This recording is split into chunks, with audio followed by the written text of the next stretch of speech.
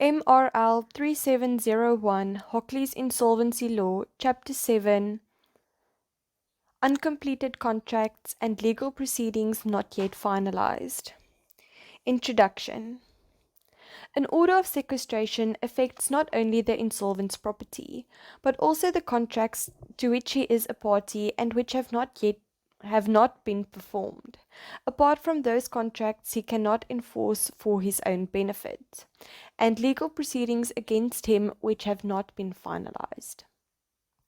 7.1. Contract completed by insolvent but not by other party. If the insolvent has carried out his side of the contract and only the other party's performance is outstanding, the right to that performance is an asset in the insolvent estate and vests in the trustee. If the right is one to payment, the trustee may enforce it in the same way as other debts owed to the insolvent estate, as per Section 77. If the right is to some other performance, the trustee may either sell the right along with the other estate assets or enforce performance and then sell the subject matter of the performance. A right to performance held by the estate lapses if the other party, in good faith and without knowledge of the sequestration, performs to the insolvent, as per Section 22. A right to compensation under an insurance policy indemnifying the insolvent against liability to third parties vests in the third party concerned, who may recover what the insolvent owes him directly from the insurer in terms of Section 156.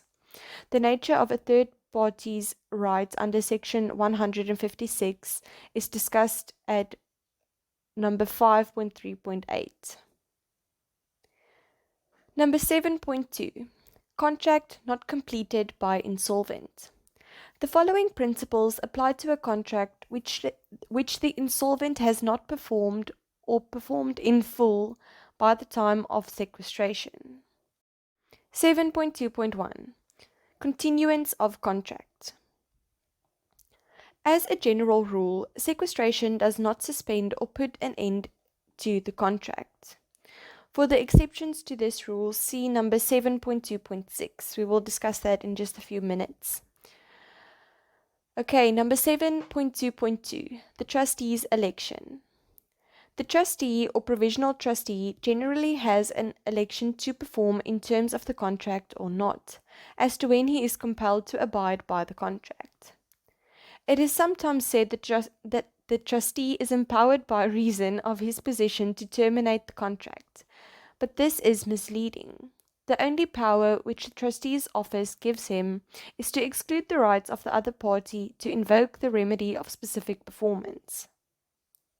It follows that he must obtain and abide by the instructions of the general body of creditors on the matter, and that he may not competently adopt a course that is prejudicial to the interests of the concursus. The question whether the trustee has elected to abide by the contract is one of fact, not law. In each case, it must be decided by a process of inference, the conclusion drawn to be consistent with all the proven facts. To the extent that the other party relies upon conduct by the trustee as constituting an election to abide by the contract, that conduct must be unequivocal. This, for example, an election to continue with a building contract does not per se entail an election to abide by executor. A decision to carry on with a contract of agency is not necessarily an election to complete the principal contract. And realizing property transferred to the estate in terms of the contract does not amount to an election to abide by the contract. Once the trustee has elected to repudiate or continue with the contract, he cannot change his mind. If he fails to reach a decision within a reasonable time, it is assumed that he does not intend to perform in terms of the contract. In Tangney and others versus Sive's trustee, 1961, the insolvent had bought a hotel business on installments. The trustee carried on the business for more than 6 months, but did not make any payments in terms of the contract or indicate in any other way his intention to affirm the contract. In response to a letter from the sellers giving notice of intention to cancel the contract, the trustees simply contended that the sellers were not entitled to cancel and that the notice was invalid. The court held that, as the trustee had failed to give due notice of his intention to abide by the contract, the sellers were entitled to assume that he had repudiated it. Number 7.2.3. Statutory controls on the exercise of trustees' election. In regard to certain contracts, the Act lays down when or how the trustee should exercise his election. Number 1. Contract to acquire immovable property. Where the insolvent contracted to acquire immovable property and the property has not been transferred to him, the trustee must make his election to uphold or repudiate the contract within 6 weeks after receiving written notice from the other party calling upon him to do so, as per Section 35. If the trustee fails to make his election and notify the other party accordingly, the latter may apply to court for the cancellation of the contract and the return of possession of the property. In addition, the other party may prove a concurrent claim against the estate for loss suffered as a result of the non-fulfillment of the contract. Trustee, for the purposes of Section 35, includes a provisional trustee, as seen in Subsection 2 and 18, Subsection 3. If a provisional trustee is called upon to adopt or abandon a contract, he must ask for directions from the master. But if the master fails to respond, the provisional trustee may use his own discretion. The trustee takes directions from the creditors, as per Section 81.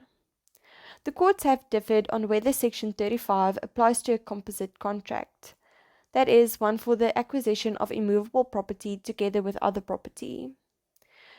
In Cumming v. Patterson, N.O., 1954, it was held that a contract of sale of a hotel comprising land, buildings, furniture, and goodwill fell within the terms of Section 35, even though the parties had expressly provided that the sale of the property was indivisible. De Villiers took the view that the section applies if the contract is, inter alia, one for the acquisition of immovable property, irrespective of whether movables are included in the res vendita as well.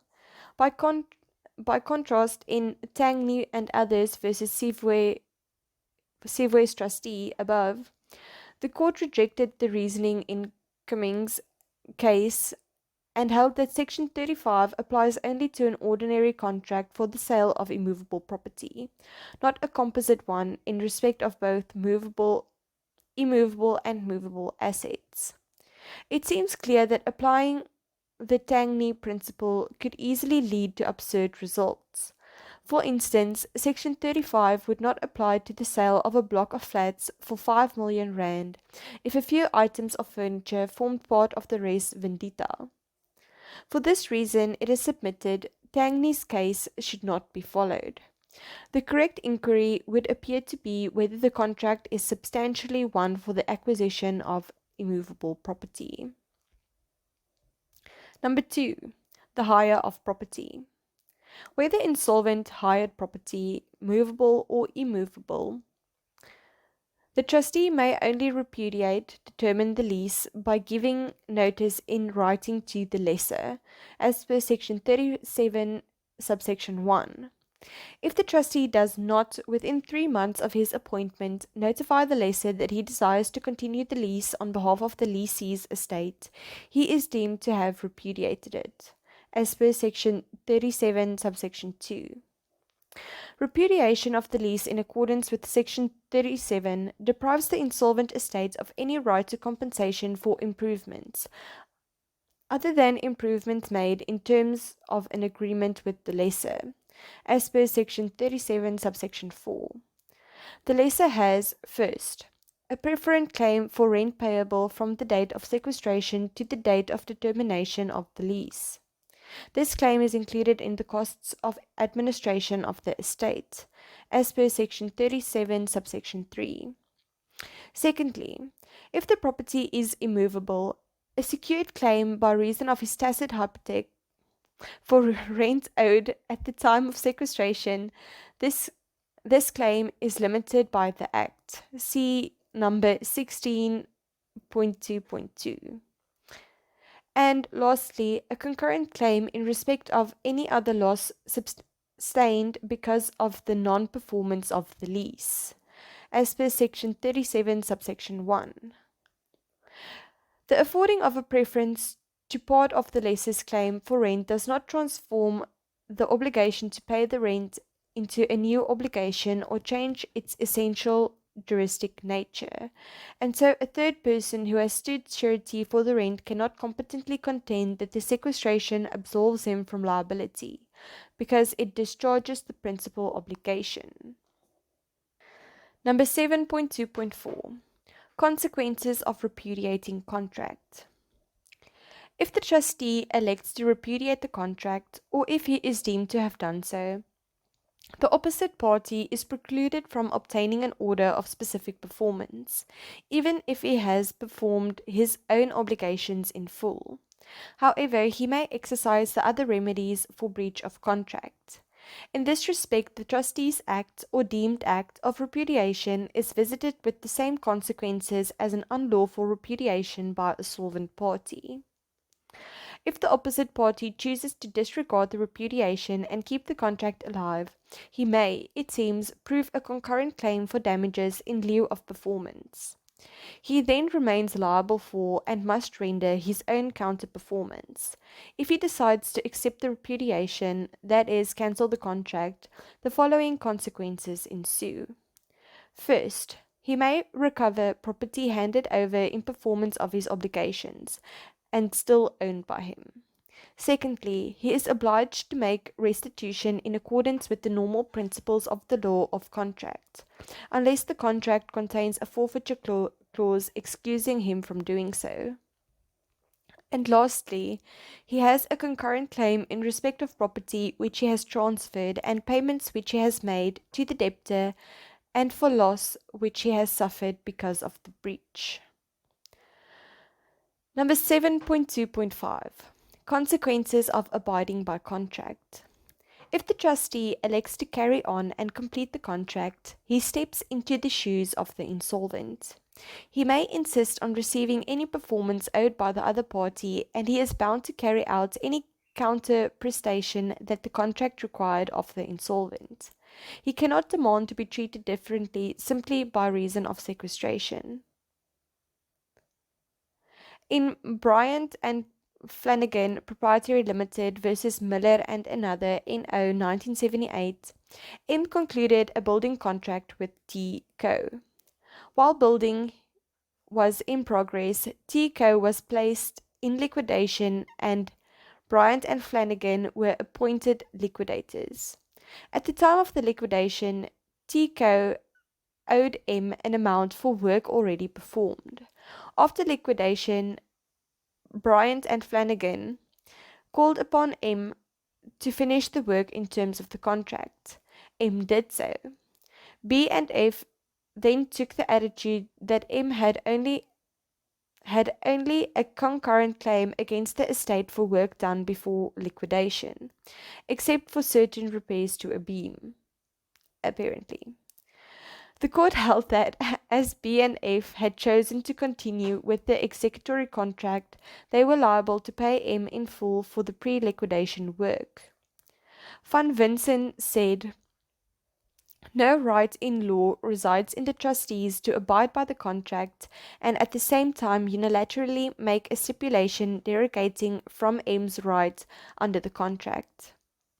However, by electing to uphold the contract, the trustee becomes liable to perform only what is reciprocally due to the other party. The trustee need not, for example, pay an amount still owing for property transferred to the insolvent prior to sequestration, if the obligation to transfer the property is not, in terms of the agreement, reciprocal to the duty to pay the balance of the price. The cost of performing in favor of the other party is an administration expense, and must be paid for in full from the proceeds of the estate assets, or if these are insufficient, from contributions levied against proved creditors. The trustee should obviously take this factor into account when deciding whether upholding the contract will benefit the general body of creditors.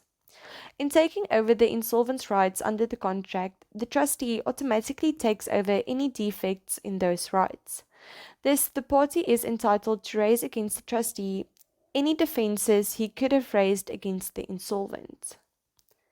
It follows that if the opposite party, prior to the sequestration, acquired the right to cancel the contract on account of breach, he may exercise that right, vis-a-vis the trustee, notwithstanding that the latter wishes to continue with the contract and tenders the performance promised by the insolvent.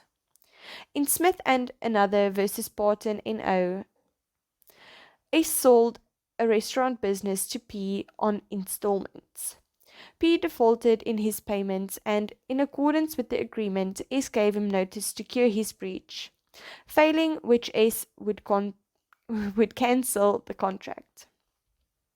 This, P failed to do so, and S caused his estate to be sequestrated. S then sought to exercise his right to cancel the contract and claim return of the business, which he still owned. His claim succeeded, the court holding that his accrued right to cancel the contract had survived the insolvency. According to Porteous versus Strijdom NO 1984, the opposite party may cancel for breach even where a notice which he gave the debtor to cure his default had not expired by the time of sequestration.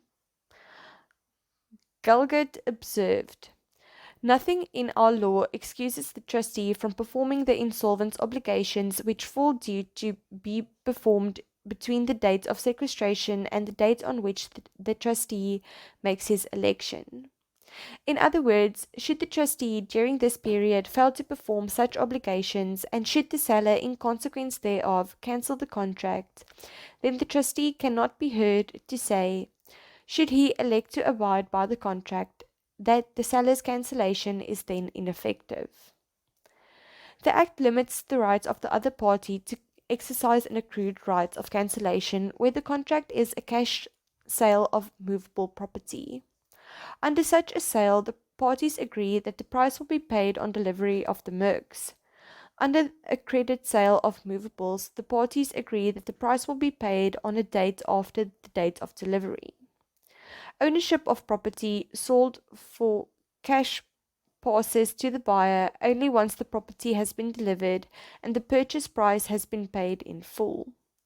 Ownership of property sold on credit passes to the buyer on delivery of the property to the buyer, unless it is in terms of the agreement that ownership will pass only at some later stage.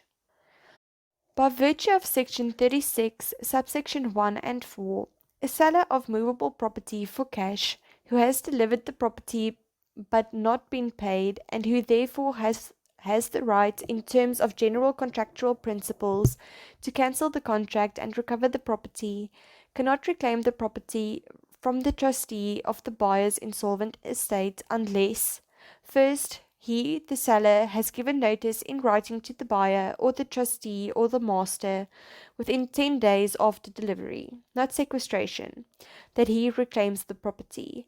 And secondly, if the trustee disputes his right to reclaim the property, he institutes legal proceedings within 14 days of receiving notice of the trustee's objection. It should also be noted that Section 36 of the Insolvency Act does not apply to an installment agreement governed by the National Credit Act 34 of 2005. Number 7.2.6. Contracts which are suspended or terminate automatically upon sequestration. The proposition that insolvency does not suspend or put an end to the insolvent's uncompleted contracts must be qualified to some extent. First, an employment contract. The sequestration of an employer's estate suspends the employment contract between him and his employee with immediate effect, as per Section 38, Subsection 1. During the period of suspension, first, the employee is not obliged to render services and is not entitled to his salary or wage. As per Section 38, Subsection 2a, he may, however, recover compensation for any loss he suffers as a result of the suspension. This can be observed in Section 38, Subsection 10a. And secondly, no employment benefits accrues to the employee, as per Section 38, Subsection 2b, although he may receive unemployment benefits from the date of the suspension, as per Section 38, Subsection 4. The trustee may terminate the contract, as per Section 38, Subsection 4, provided he has engaged in consultation aimed at reaching consensus on appropriate measures to rescue the whole or part of the insolvent employer's business. This can be observed in Section 38, Subsection 5 to 7.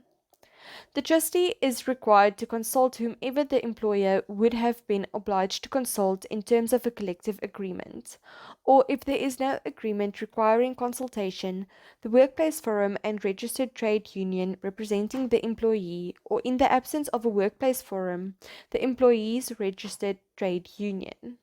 Or if there is no such trade union, the employee personally or his nominated representative, as per Section 38, Subsection 5. If any of these parties wishes to make proposals regarding what measurement should be taken, that party must submit his proposals in writing to the trustee within 21 days of his appointment, unless the trustee and an employee agree otherwise. This is Section 38, Subsection 7. A creditor of the insolvent employer may, with the consent of the trustee, participate in the consultation, as per Section 38, Subsection 8. The appropriate measures considered must include the sale of the whole or any part of the business, observed in Section 38, Subsection 6. The transfer of the business or part thereof has the effect that the employment contract continues with the new owner, the latter being substituted in the place of the old employer. That is the insolvent. This is observed in Section 197A, Subsection 1 of the Labour Relations Act 66 of 1995. However, the rights and obligations which existed under the contract between the old employer and the employee at the time of transfer remain in force between these parties, and anything done before the transfer by the old employer in relation to the employee, for example, dismissal of the employee or the commission of an unfair labor practice or an act of discrimination, is considered to have been done by the old employer. If no measure is adopted which results in a continuation of the contract and the trustee does not bring the contract to an end, the contract terminates automatically 45 days after the date of appointment of the trustee. We can observe this in Section 38, Subsection 9a. On termination of the contract, that is, by the trustee or by a fraction of time, the employee is entitled to recover any resultant loss he has suffered as well as severance benefits in accordance with Section 41 of the Basic Conditions of Employment Act, 75 of 1997. We can observe this in Section 38, Subsection 10 to 11. An employee's claim for the latter is a preferent one. The sequestration of employee's estate does not terminate his contract of employment unless, by virtue of some statutory provision, he is precluded from holding his particular position or office while insolvent. Secondly, mandate. It has been held that a contract of mandate, a mandatum, that is, an agreement to perform some task or render professional services for another, such as the contract between an attorney and his client, ipso iure comes to an end on the insolvency of the mandator, or principal. However, this view is arguably an overgeneralization. The question in each case seems to be whether the mandate concerns a matter in which the principal can act without his trustee's concurrence. There is Roman Dutch authority to the effect that an agreement of mandate terminates on the insolvency of the mandatory or agent, But again, this proposition probably needs to be qualified. For one thing, a mandate to perform a juristic act of some kind, for example, conclude a contract, logically should not terminate, since any juristic act performed by a mandatory is deemed to have been concluded between the mandator and the other person, and the mandatory is not a party to the resultant legal relationship. Secondly, if the mandate does not call for any special skill or expertise and therefore can be satisfactorily executed by the trustee, for example, by engaging the services of a person of the same profession or training as the insolvent, there seems to be no cogent reason for denying the trustee the option of enforcing the contract. Number 7.2.7 Contracts which trustee cannot repudiate. The trustee's power to repudiate is excluded or limited in relation to certain contracts, the first of which is lease of immovable property. Because of the principle of hier gaat voorkoop, the trustee cannot, as a rule, repudiate a lease of immovable property concluded by the insolvent as lessor and must realize the property subject to the lease. However, the trustee may be compelled to repudiate the lease if the property is subject to a real right, for example, a mortgage bond, that was registered prior to the lease. The trustee is required initially to put the property up for sale subject to the lease. If the highest bid is not sufficient to cover the amount due to the holder of the real right, the trustee must, at the request of the holder, sell the property free of the lease. The lessee thereafter has a concurrent claim for damages in respect of loss suffered because of the breach of contract. Secondly, sale of land on installments. The trustee's right to repudiate may be excluded where the insolvent has, first, sold land on installments. Secondly, alienated, that is, sold, donated, or exchanged land which has subsequently been sold on installments. And lastly, and the land has not been transferred pursuant to the transactions in request. Chapter 2 of Section 27 of the Alienation of Land Act 68 of 1981 give the buyer on installments and other parties the right to compel transfer of the land, provided they meet certain requirements. The type of transaction governed by Chapter 2, referred to in the Act as a contract, is a sale of land on installments in which the purchase price is payable in 2 or more installments over a period exceeding 1 year, as per Section 1. Land in the context of Chapter 2, but not the rest of the Act, means land used or intended to be used mainly for residential purposes and excludes agricultural land as defined in the subdivision of Agricultural Land Act 70 of 1970. Included in the definition of land are a unit as defined in the Sectional Titles Act 95 of 1986. A right to claim transfer of land and an undivided share in land. The chapter does not apply where the state or a local authority is the seller, per Section 4. To provide for the case where land is disposed of under successive transactions without being transferred, Chapter 2 uses the concepts of an intermediary and a remote purchaser. A remote purchaser means a person who purchases land in terms of a contract from another person who is not the owner of the land.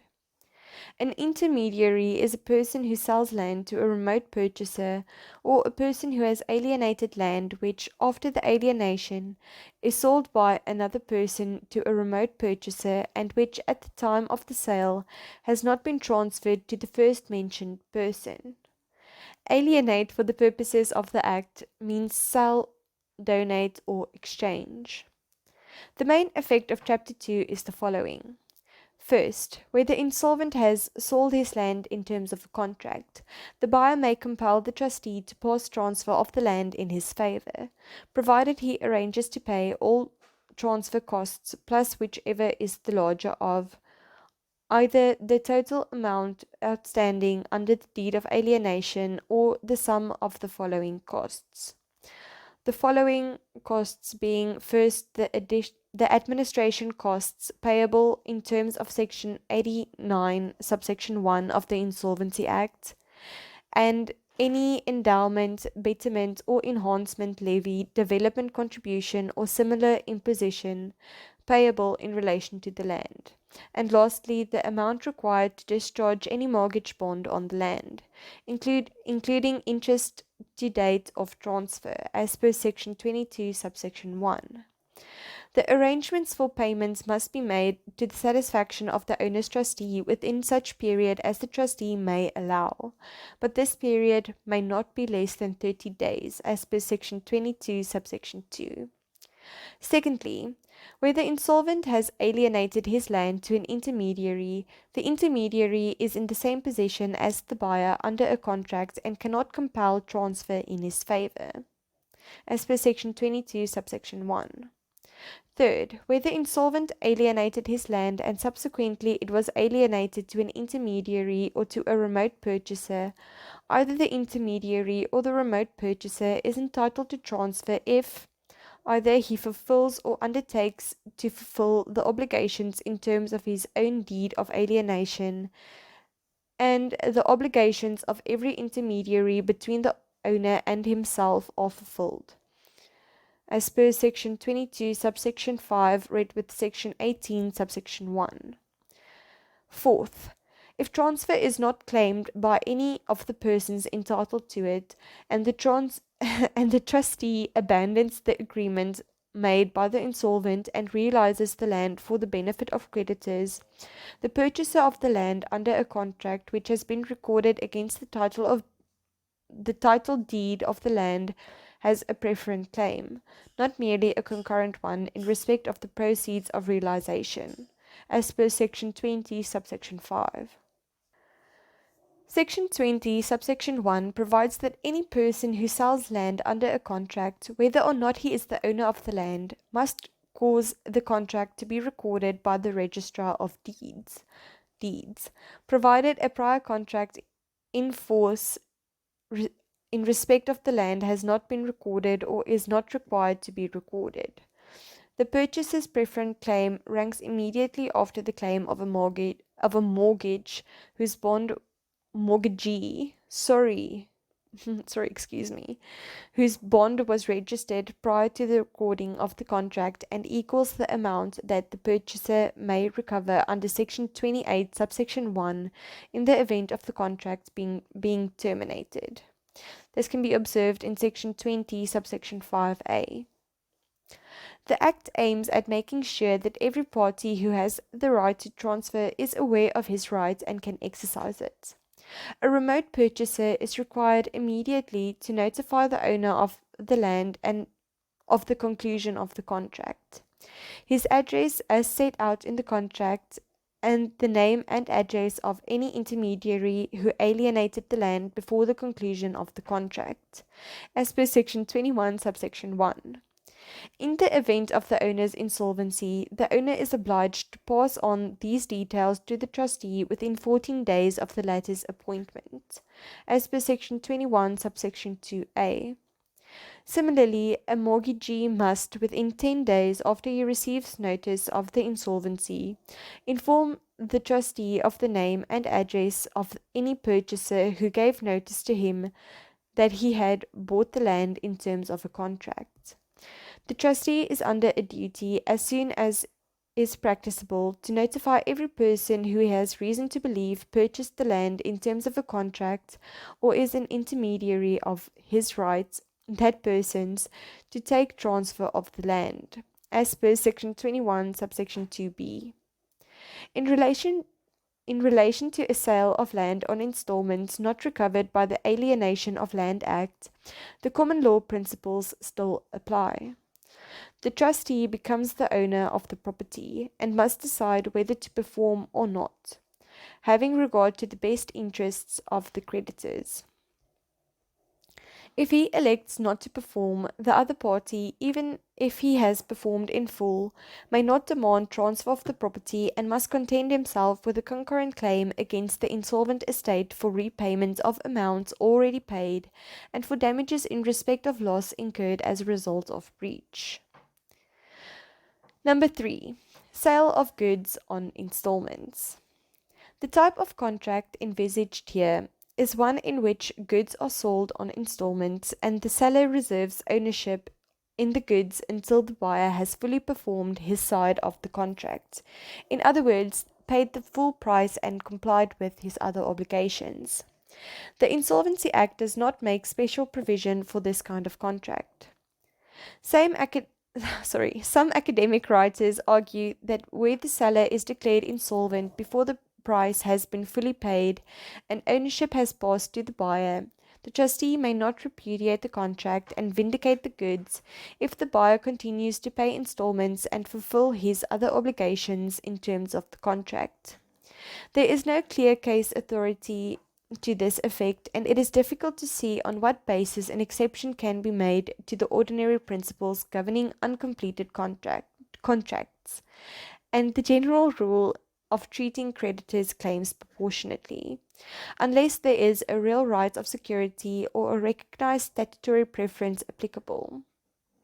It is submitted that the trustee steps into the shoes of the insolvent seller and has an election to uphold or to repudiate the contract, as he does in relation to uncompleted contracts generally. If he chooses to repudiate the sale, he may recover the goods, since they are still owned by the seller's estate, and the buyer merely has a concurrent claim for damages. Number 4. Resale of immovable property not yet acquired. The trustee's right to repudiate is excluded where he obtains transfer of immovable property which the insolvent bought and resold, without receiving transfer prior to sequestration. On receiving transfer, the trustee is bound to pass transfer of the property to the purchaser against payment of the price, if not already paid. He is not entitled, in other words, having elected to uphold and take transfer under the first contract, to repudiate liability under the second. The same rule applies where the insolvent did not resell the property which he bought, but ceded his right to receive transfer under the contract. 7.2.8 Purchase of goods in terms of installment agreement. Special rules apply where the insolvent has bought movable goods in terms of an agreement falling within paragraphs A, B, and C 1 of the definition of installment contract in Section 1 of the National Credit Act 34 of 2005. Section 84, Subsection 1 provides that on sequestration of the buyer's estate, the seller automatically acquires a hypothek over the res vendita, whereby the balance outstanding under the agreement is secured. Since no one may have a hypothek over his own property, ownership in the res vendita passes from the seller to the insolvent estate. The effect of sequestration of the buyer's estate, therefore, is that the seller loses his right of ownership in the property and simultaneously becomes a creditor with a hypothek over the property. The trustee of the buyer's estate must, if required by the seller, deliver the res vendita to him, and thereafter the seller is deemed to hold it as security for his claim, and has the rights of a secured creditor to realize his security as prescribed by the Act. An installment agreement envisaged by paragraphs A, B, and C 1 of the definition of installment agreement in Section 1 of the National Credit Act 34 of 2005 is one in terms of which, first, all or part of the price is deferred and is to be paid by periodic payments. Secondly, possession and use of the property is transferred to the buyer. And lastly, ownership of the property passes to the buyer only when the agreement is fully complied with. A transaction which meets these requirements is governed by Section 84, Subsection 1 of the Insolvency Act, and if it falls outside the ambit of the National Credit Act 34 of 2005. It is not clear whether an installment agreement for these purposes includes a sale of goods in which the price is payable in one lump sum at a future time. Movables in this context means corporal movables, hence the sale of a business falls outside the definition. Section 84, subsection 1 of the Insolvency Act presupposes an agreement still in force. This section does not apply if the seller has, prior to sequestration, cancelled the agreement on account of the buyer's default, and the buyer has not obtained reinstatement in terms of the National Credit Act. This section also presupposes that the seller is the owner of the res vendita. No hypothek arises in favor of a seller who is not the owner. There was formerly some uncertainty as to whether the section applies if the trustee is not in possession of the property. For example, because the insolvent sold and delivered the property to another person before sequestration. In UDC Bank Limited versus CCAT Leasing and Finance and another 1979, it was held that the section does not apply in such a case, so that the seller does not lose his ownership of the things sold. In Hubert Davies Water Engineering Proprietary Limited, the body corporate of The Village and others 1981, the court reached the opposite conclusion. It held that when the trustee receives a demand for delivery, he is obliged to obtain possession of the property from the third party and deliver the property to the seller. In the court's view, the only possible exceptions are cases of physical impossibility and the possessor's ability to assert a right which defeats the trustee's right. This view was confirmed and the controversy settled by the appeal court in Venter N.O. versus Avon Proprietary Limited 1996. Scott said, in Hubert Davies Water Engineering Proprietary Limited, the body corporate of The Village and others 1981, Justice Heffer declined to adopt the interpretation of Section 84, subsection 1. At 101 G to H, the learned judge explained, a trustee who does not have possession of the assets of the estate has not exercised the right, nor indeed carried out the duty which he has in terms of Section 69, subsection 1 of the Act, to reduce all the movable property belonging to the estate into his possession or under his control. He may exercise that right against anyone in respect of any movable property belonging to the estate, and he may do so specifically for the purpose of being able to comply with the demand for delivery of hire purchase goods in terms of Section 84, subsection 1. There is thus no question of not being able to comply with such a demand.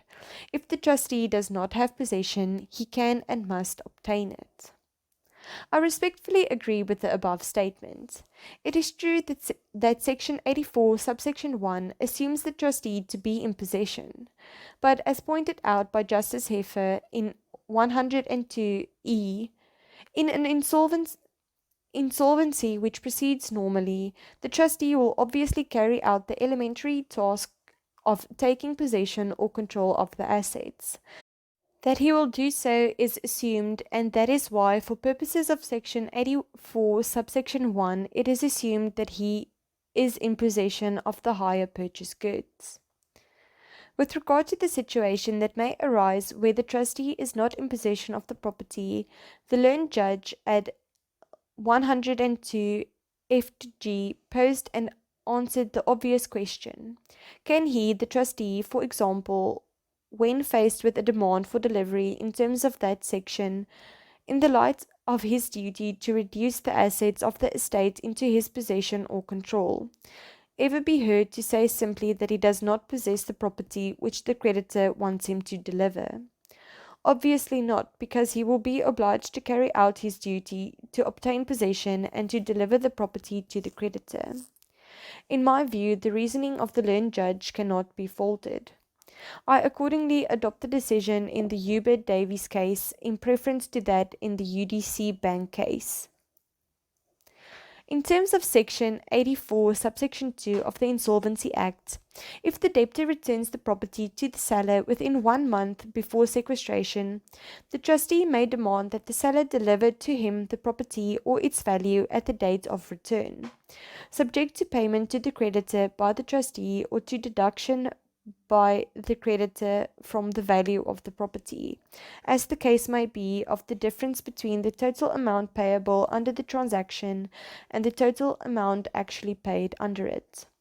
Here, the legislature clearly intended to enable the trustee to reclaim the property for the benefit of concurrent creditors, in cases where the outstanding amount is disproportionately small in comparison to the value of the article returned. Number 7.2.9 Transaction on Exchange.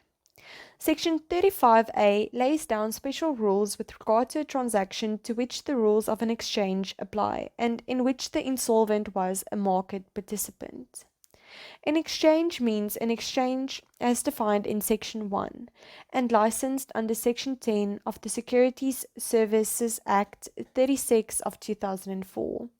And includes a central securities depository as defined in Section 1 of that Act, and which is also licensed as a clearing house under Section 66 of that Act, or a clearing house as defined in Section 1 of that Act. Also, Section 35A, Subsection 1. A market participant is any of the following: an authorized user, a participant, a client, or a settling party as defined in Section 1 of the Securities Services Act 2004, or any other party to the transaction. The following rules apply. First, the exchange or any other market participant may, in respect of the obligations owed to it, terminate this transaction in accordance with the rules of the exchange, and the trustee is bound by such termination, as per Section 35A, Subsection 2. Secondly, any resultant claim is limited to the amount due upon termination under the rules of the exchange, as per Section 35A, Subsection 3. And lastly, the trustee is bound by the rules and practices of the exchange providing for the netting of a market participant's position, or for set off in respect of transactions concluded by a market participant, or for the opening and closing of a market participant's position if, in terms of such rules and practices, the transaction is to be settled on a date after the sequestration, or settlement of the transaction is overdue on the date of sequestration, as per Section 35A, Subsection 4. Number 7.2.10 Agreement on Informal Market. Section 35B makes special provision for the case where the insolvent was party to a master agreement. A master agreement includes, inter alia, an agreement in accordance with the standard terms published by the International Swaps and Derivatives Association, the International Securities Lenders Association, the Bond Market Association, or the International Securities Market Association, as per Section 35B, Subsection 2. For the full definition, see Appendix 3. All unperformed obligations arising out of the agreement terminate automatically on sequestration, as per Section 35B, Subsection 1. The market values of the obligations as at date of sequestration must be netted, and the net amount is then payable. Section 35B does not apply to a transaction contemplated in Section 35A, or to a netting arrangement contemplated in the National Payment System Act 78 of 1998, and observed in Section 35B, Subsection 3. Number 7.2.11 Provisions designed to protect solvent party. The contract may contain one or more provisions designed to protect or further one party's interests in the event of the insolvency of the other party. This sort of provision is void, vis-a-vis the trustee of the insolvent party, if it purports to modify the legal consequences of the concursus creditorum. The test in each case is whether the provision seeks to confer a power or a preference or achieve a distribution of assets which is not provided for by the law of insolvency. Number 1. A clause reserving ownership in goods until full payment made. The Supreme Court of Appeal has accepted that a clause reserving ownership in movable goods until the owner has been paid what is due to him is effective to prevent the goods from vesting in the debtor's insolvent estate. Number 2. A clause providing for cancellation on insolvency. A clause encountered in many contracts say that one party may cancel the contract upon inter alia sequestration of the other party's estate. To the extent that a cancellation clause allows termination of the contract on the basis of insolvency alone, it would seem to be unenforceable, because it purports to deprive the trustee of his election to complete the contract should he consider it to be in the best interests of the creditors. This view is reinforced by Section 37, Subsection 5, which states that a stipulation in a lease that the lease will terminate or be varied upon the sequestration of the estate of either party is null and void. Number 3. Clause providing for vesting or continued use of insolvent property. In building and engineering contracts, the parties often agree that, in the event of certain contingencies, including sequestration of the contractor's estate, the employer will automatically acquire ownership of the contractor's plant, materials, and other assets then on site. Insofar as this type of clause provides for vesting on the ground of the contractor's insolvency, it would appear to be invalid, since it offends against the rule that on the granting of an insolvency order, all the property of the insolvent vests in the master, and then the trustee. Open to the same objection is a clause which says that on the insolvency of the contractor, all his subcontracts will automatically be assigned to the employer. A clause intended to achieve a similar practical result is one which says that the employer may, if the contractor should be declared insolvent, continue to use the contractor's property on site at the time of sequestration. This sort of clause would seem to be invalid because it disregards one of the trustee's essential duties, namely to take charge of all the contractor's assets and sell them as directed by creditors. Number 4.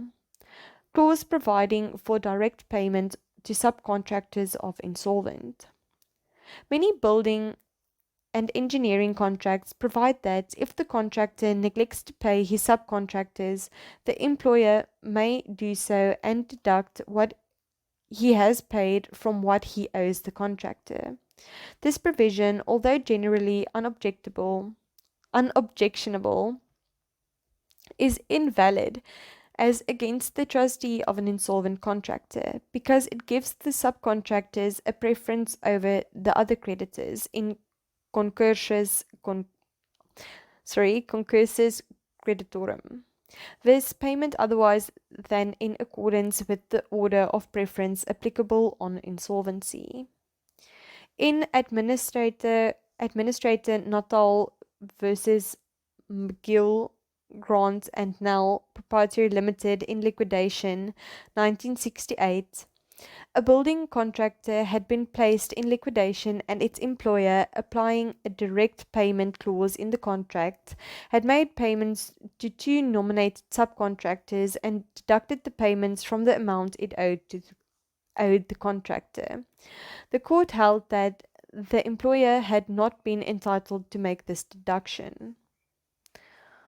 Ogilvie Thompson said, sorry for my pronunciation, once the liquidation supervened, the two nominated subcontractors were only entitled to receive from the plaintiff company, the contractor, whatever dividend was ultimately awarded to its concurrent creditors. By paying them in full after liquidation had already supervened the defendant, the employer. This enabled the nominated subcontractors to receive more than they were legally entitled to claim. Although the defendant's payment to the nominated subcontractors was made pursuant to the election conferred upon him, without apparent qualification by the contract, the exercise of that election after liquidation had supervened, disturbed both the realization and the distribution of the plaintiff company's assets as prescribed by the law relating to liquidations. Number 5. Clause providing for set-off on insolvency. The parties may agree that if one of them fails to perform his side of the contract, the other party may set off his resultant claim for damages against any debt which he owes to the party in default. This type of clause cannot be invoked where the defaulter has been declared insolvent, because it permits the other party, through the process of set-off, to obtain payment before the concurrent creditors, and this transforms his concurrent claim for damages into a preferent one. In Thorn and another NNO versus the government above, a construction company contracted with the government to carry out 3 separate building projects. Contracts A, B, and C. Whilst engaged upon these projects, the company was placed in liquidation. The liquidators resolved to complete contracts A and B and to abandon contract C. After completing contract A, the liquidators claimed payment. The government contended that it was entitled to set off against the claim its claim for damages arising from the liquidator's repudiation of contract C. The government relied on a clause in contract C to the effect that if the company failed to complete, the government would be entitled to employ another contractor and to deduct the cost of doing so from any sums due or to become due under this or any other contract between the parties. The court held that the set-off clause was unenforceable as against the liquidators. Justice Margot said that once a concursus creditorum has been established, there can be no set-off unless mutuality between the respective claims existed at the date of the order. In the present case, there was no such mutuality between the respective claims prior to the winding up order. It cannot make any difference to the legal consequences of a concursus creditorum that the parties concluded a pre-liquidation agreement authorizing set-off. Contractual stipulations between the debtor and a creditor will not entitle the creditor to obtain a preference over other creditors in the concursus otherwise than in accordance with the order of preference laid down by law. The decision in Thorn and another NNO versus the government above was confirmed on appeal and applied in Roman Catholic Church, Klerksdorp Diocese versus Southern Life Association Limited, 1992. Okay, number 7.3. Legal proceedings commenced before insolvency. Criminal proceedings are in no way affected by sequestration, but civil proceedings against or by the insolvent, except for those proceedings in which may, under Section 23, be instituted against or by the insolvent in his own name, are automatically stayed until a trustee is appointed, in terms of Section 20, Subsection 1b. A trustee who wishes to continue stayed proceedings until against the estate must, first, within 3 weeks after the first meeting of creditors, give notice of his intention to the trustee or the master if no trustee has been appointed, and secondly, after expiry of a period of 3 weeks from the date of the notice, prosecute the proceedings with reasonable speed, as per Section 75, Subsection 1. If he fails to give the required notice, the proceedings automatically lapse, but the court may allow them to continue on such conditions as it seems fit to impose if it finds that there was a reasonable excuse for the failure to give notice. Before stayed proceedings can continue, application must be made for substitution of the trustee on the record in the place of the insolvent, so that the proper person is before the court at the hearing. The execution of any judgment against the insolvent is stayed from the moment that the sheriff, whose duty it is to execute the judgment, becomes aware of the sequestration order, except where the court directs otherwise, as per Section 20, Subsection 1c. The fact that the relevant property has already been sold does not change the position, provided transfer has not taken place. If the insolvent is in prison for debt, he may, after notifying the creditor at whose instance he is being imprisoned, apply to the court for his release, as per Section 20, Subsection 1d. It seems that this provision has become largely redundant since civil imprisonment for debt has been abolished and the Constitutional Court has ruled that those sections of the Magistrates' Courts Act 32 of 1944, which allow for imprisonment of a debtor for failure to satisfy a judgment debt, are constitutionally invalid. MRL3701, Hockly's Insolvency Law, Chapter 8, Preservation of the Estate pending the Trustee's appointment. Introduction. Until the trustee has been appointed and can take charge of the estate assets, it is necessary that the assets be preserved for the benefit of creditors. This chapter explains how this is achieved. Number 8.1. Notice of sequestration and entry of Kavitz.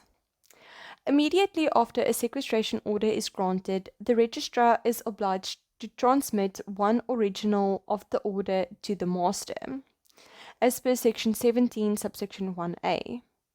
The master, in turn, must give notice of the order in the Gazette, per Section 17, Subsection 4. The registrar must also send one original of every provisional sequestration order or final sequestration order not preceded by a provisional order to the following parties. First, the sheriff of every district in which the insolvent resides or owns property. Secondly, every registrar of deeds.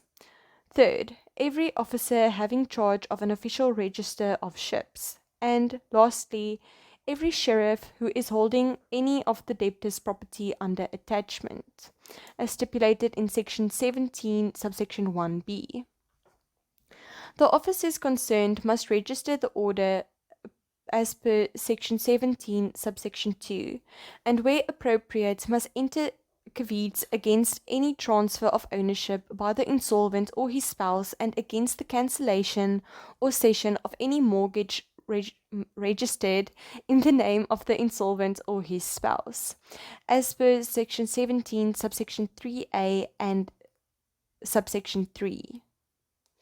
A Kavitz in respect of immovable property expires 10 years after the date of the relevant order, as stipulated in Section 17, Subsection 3b. The statutory duties described above are imposed with the objection of informing interested parties that the estate has been sequestrated and preventing any improper dealings with the insolvent's property. The next step is to determine the extent of the assets and bring the whole estate under proper control. Number 8.2. Service of order and attachment of property. The registrar of the court granting a final order of sequestration must, without delay, cause a copy of the order to be served on the insolvent and the spouse of the insolvent, if the latter has a separate estate which has not been sequestrated, and file with the master a copy of the sheriff's return of service, as per Section 16, Subsection 1. On being served with the order, the insolvent is obliged forthwith to hand over to the sheriff all records relating to his affairs and to lodge with the master a statement of his affairs. The solvent spouse who is served with the sequestration order must also lodge a statement of her affairs with the master. In addition to serving the order, the sheriff is required to attach and make an inventory of the movable property of the estate which is in the district, capable of manual delivery and not in the possession of a person who claims to be entitled to retain it, under a right of pledge or a right of retention or under attachment by a sheriff of a magistrate's court, as per Section 19, Subsection 1. The sheriff must act with reasonable care in carrying out his duty. Anyone who has an interest in the insolvent estate or the property attached may be present, as prescribed by Section 19, Subsection 2. But he may not give directions to the sheriff as to what property should be attached or included in the inventory. In making the attachment and inventory, the sheriff discharges a statutory duty. He is legally accountable to the master only and owes no duty to the sequestrating creditor or any other interested party. Section 19, Subsection 1 relates only to movable property capable of manual delivery and does not empower the sheriff to attach incorporeal rights. In the latter case, it was held that the power to attach and seize assets is a drastic one, and accordingly, Section 19, Subsection 1 should be strictly construed. Sorry, that is the case of Turquoise River Incorporated versus McMiniman and others, 1992. The Act does not say how the trustee should assume control of the separate property of the solvent spouse, which vests in the master and the trustee in terms of Section 21. But it has been held that the trustee must have this property attached as well. Until he does so, he is not entitled to deal with the property in terms of the Act and cannot therefore remove it from possession of a third party. Section 19, Subsection 1 imposes specific duties on the sheriff regarding the way in which the attachment must be carried out. First, the sheriff must take into his custody all books of accounts, invoices, vouchers, business correspondence, and other records relating to the affairs of the insolvent, and make a detailed list of what he has collected. If the insolvent is present, the sheriff must ask him whether the list is complete, and record his reply. The sheriff is also obliged to endorse on the list any explanation offered by the insolvent regarding the list or any books or records which he is unable to produce. If the insolvent intimates that the list is complete, the books and records referred to in it are, in any criminal proceedings against him under the Act, deemed to be the only books and records maintained by him, unless the contrary is proved. Secondly, the sheriff must gather any cash, share certificates, bonds, bills of exchange, promissory notes, and other securities. Any cash that he collects must be sent to the master. Third, the sheriff must leave movable property other than animals in a room or other suitable place properly sealed up, or appoint some suitable person to hold the property and hand him a copy of the inventory with a notice that the property has been attached by virtue of a sequestration order.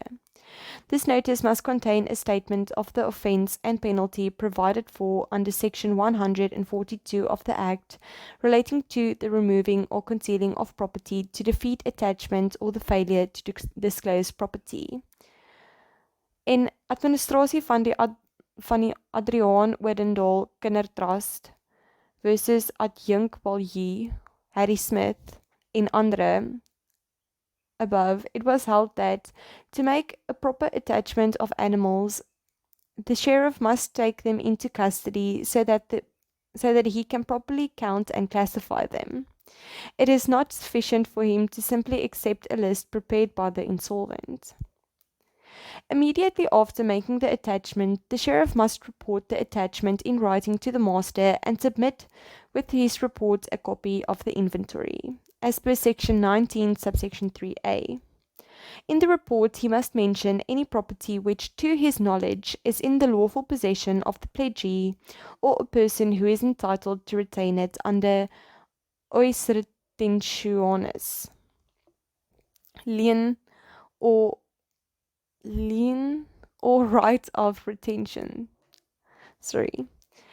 As soon as possible after the appointment of the trustee, the sheriff must submit a copy of the inventory to him, as per Section 19, Subsection 3b.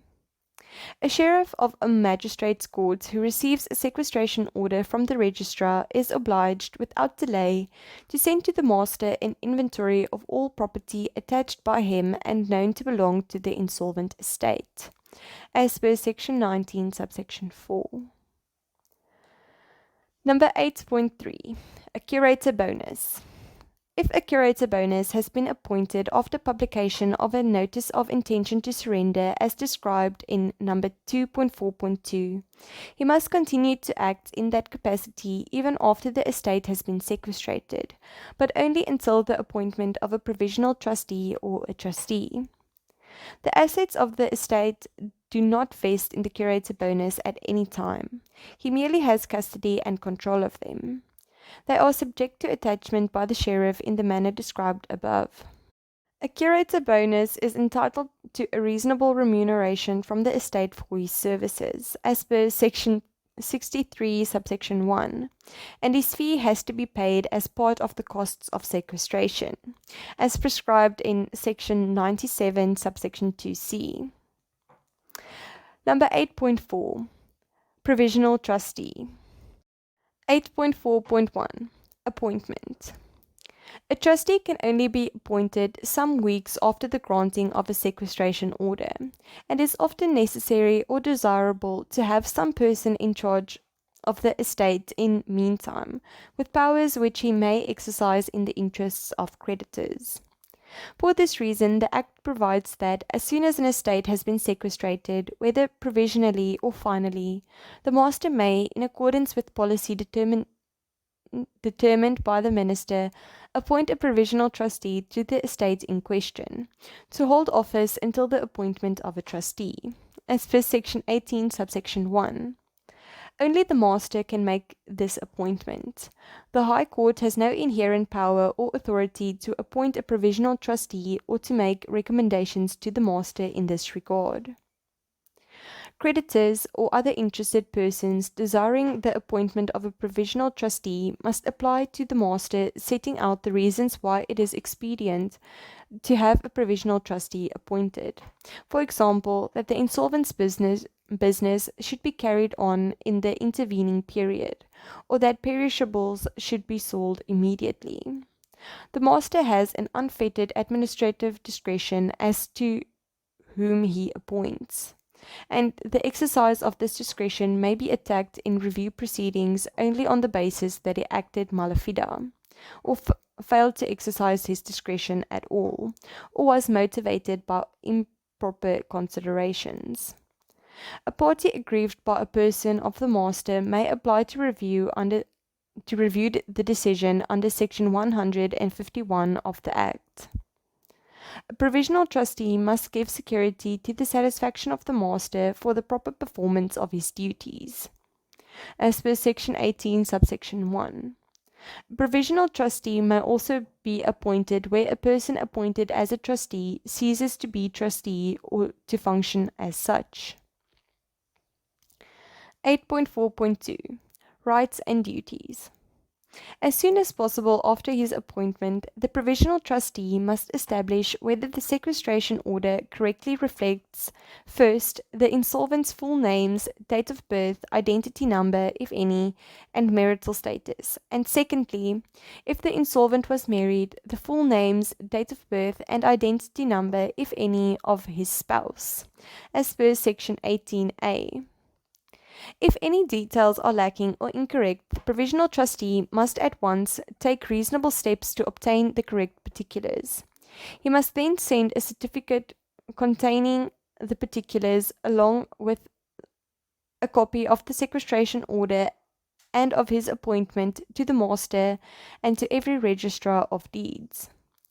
In terms of Section 18, Subsection 3, the provisional trustee has the powers and the duties of a trustee as provided in the Act, except that, first, he may not bring or defend legal proceedings without the authority of the court, although obviously he has the power to approach the court to obtain authority, And secondly, he may not sell any estate property without the authority of the master or the court.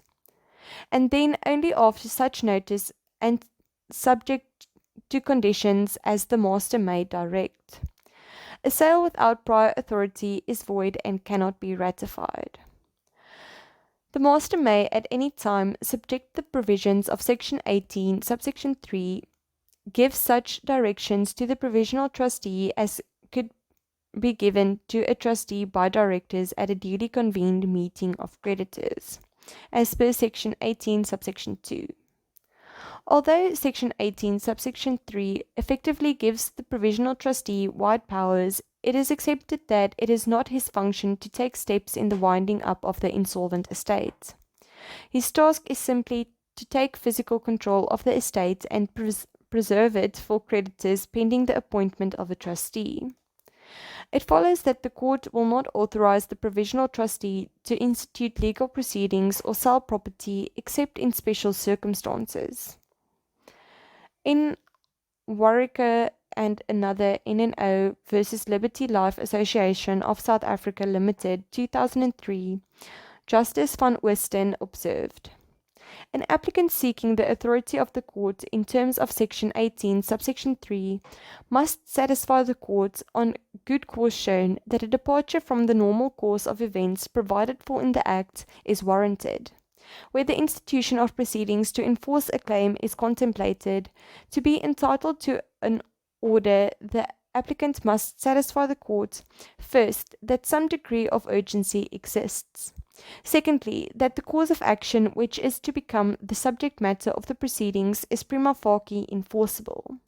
And thirdly, that the interests of creditors in the insolvent estate will not be prejudiced by the earlier institution of proceedings. Number 8.4.3. Remuneration.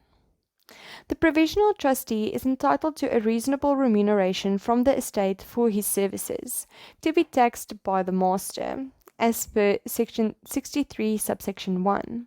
His fee must be paid as part of the costs of sequestration, as prescribed in Section 97, Subsection 2c. It must be remembered that, although the Act makes provision for the appointment of a Curator Bonus and of a Provisional Trustee, neither appointment may be necessary. In such cases, the sheriff may simply attach the property in the manner described above and retain it until the appointment of the trustee.